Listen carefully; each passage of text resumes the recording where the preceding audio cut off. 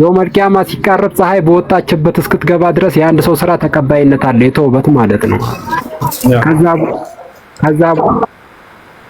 ከዛ በኋላ አንድ ሰው ጥሩ ስራ ቢሰራ ሁላ ተቀባይነት የለውም ነው ወይስ መጥፎ ነው ወደ ተውበት የሚያቀርብ? ከዛ በኋላ ተቀባይነት የለውም። ፀሐይ ከመጥለቂያ ቦታዋ ከወጣች ማንኛውም ስራ ተቀባይነት የለውም። አይጠቅምም ብትሰራም ራሱ ተውበትም ተቀባይነት የለውም። ከዚያ በኋላ ቂያማ ሊቆም ነው፣ ጨርሷል፣ خلاص ተጠናቋል።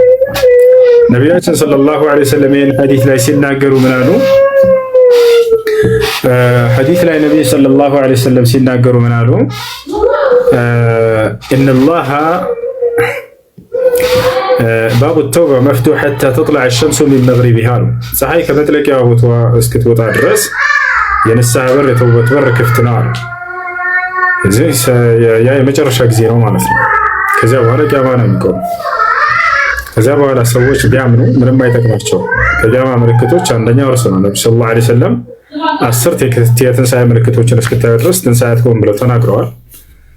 ከነዚያ መካከል አንደኛው እርሱ ነው፣ ፀሐይ ከመጥለቂያ ቦታዋ መውጣቷ። አላህ በቁርአን ላይ ሱረቱል አንዓም ላይ መጨረሻ ላይ እርሱን ገልጾታል። አላህ ሱብሓነሁ ወተዓላ መጨረሻ ላይ እርሱን ገልጾታል።